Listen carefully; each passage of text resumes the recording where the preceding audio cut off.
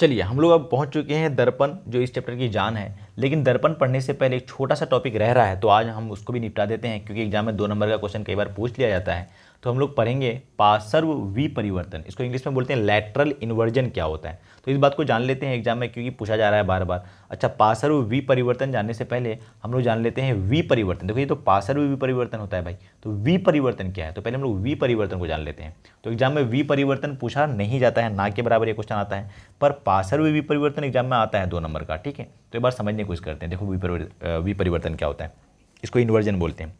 जब किसी वस्तु का प्रतिबिंब क्षैतिज अक्ष के अपेक्षा में 180 डिग्री के कोण पर घूम जाए तो इसे विपरिवर्तन कहा जाता है। क्या मतलब सर, देखो यहाँ पे आर लिखा है हमने, और आर को जस्ट उल्टा कर दो ऐसे, ये क्षैतिज लाइन है, ये वाला लाइन को क्या बोलते हैं हम लोग, क्षैतिज लाइन, हॉरिजॉन्टल लाइन। तो जो आर है उसको ऐसे उल्टा करके रख दो, ये ऐसे उल्टा करके पलट करके रख दोगे, तो जो इमेज बना है ना, ऐसा मिरर होता है, आप चिंता मत करो, अगर आप चाहते हो मार्केट में मिल जाएगा आपको। तो इस चीज़ को हम लोग बोलते हैं विपरिवर्तन। तो विपरिवर्तन समझा आपने, क्या होता है, 180 डिग्री तो मुड़ेगा, पर क्षैतिज अक्ष के अपेक्षा में, समझ में आया, मतलब ऐसे मुड़ेगा। ठीक है, तो इसको हम लोग बोलते हैं विपरिवर्तन। आप एग्जाम में विपरिवर्तन लिखने के लिए आएगा ना, तो आर का एग्जाम्पल दे देना, और आर यहाँ से ऐसे दिखा देना, और यहाँ आर को उल्टा करके दिखा देना। ठीक है, अब देखो हम लोग पढ़ते हैं पार्श्व विपरिवर्तन क्या होता है। इसमें भी 180 डिग्री से मुड़ता है, और यहाँ भी हमने देखा था 180 डिग्री से मुड़ा था। पर दोनों में फ़र्क क्या है कि इसमें 180 डिग्री से मुड़ता है, ऐसे पलट जाता है, और उसमें ऐसे पलटा था। आइए समझ, दोनों बात में फ़र्क है भाई।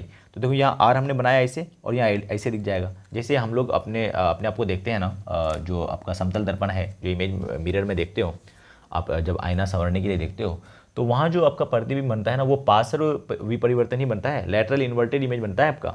कैसे, आप जब राइट हैंड उठाओगे ना, तो उधर से लेफ्ट हैंड उठा हुआ दिखेगा आपको। आप ऐसे उठाओगे तो ऐसा लगेगा कि उधर से लेफ्ट हैंड उठा रहा है, तो ये ऐसे हो गया है, एक्चुअली पार्श्व विपरिवर्तन हो गया है। ऐसे था तो ऐसे हो गया है। ठीक है, जबकि विपरिवर्तन में क्या होता है, ऐसे हो जाता है, ऐसे। तो वहाँ यहाँ जो है ना, उदग्र यानी वर्टिकल लाइन के हिसाब से 180 डिग्री में इन्वर्ट होता है, जबकि यहाँ पे जो हॉरिजॉन्टल लाइन है, जो क्षैतिज लाइन है, उसके हिसाब से 180 डिग्री में टर्न होता है। समझ में आ रहा है भाई, मैं परेशान तो नहीं हो रहा हूँ, मतलब आप तो परेशान नहीं हो रहे हो। अरे समझ में आ रहा है क्या कह रहा हूँ मैं। विपरिवर्तन 180 डिग्री से टर्न हो जाएगा, हॉरिजॉन्टल लाइन के हिसाब से ऐसे हो जाएगा। ठीक है, जबकि पार्श्व परिवर्तन मैं एक एग्जाम्पल से दिखाता हूँ यार। चलो मैं इसके द्वारा आपको एग्जाम्पल से समझाता हूँ, ध्यान से देखना और समझने की कोशिश करना। पहले हम लोग विपरिवर्तन देख लेते हैं। देखो विपरिवर्तन में क्या होता है, जैसे नेल कटर है, यहाँ पे ये चीज़ें ऐसे रखी हुई है, और इसके सामने कोई मिरर रख दिए, दर्पण रख दिए, तो इस तरफ ना, इस तरफ इधर जो इमेज, जो प्रतिबिंब जो बनेगा, वो ऐसे बनेगा। देखो ऐसे बन जाएगा, नजर आया, समझ में आया। अच्छा, जबकि पार्श्व परिवर्तन में क्या होगा, अगर ये ऐसे है, इधर ऐसे है, तो इधर जाकर के वो ऐसे बनेगा। ठीक है, इधर अगर वस्तु ऐसे रखा हुआ है, तो इमेज कैसे बनेगी, ऐसे बनेगी, लैटरली इन्वर्टेड। और जबकि यहाँ के केस में हमने क्या देखा, ऐसे रखा हुआ था, तो इसको हमने पूरा पलट के ऐसे कर दिया था, क्षैतिज के हिसाब से 180 डिग्री में टर्न कर दिया था। आया समझ। अरे बहुत बोर तो मत नहीं कर दिया मैंने आपको।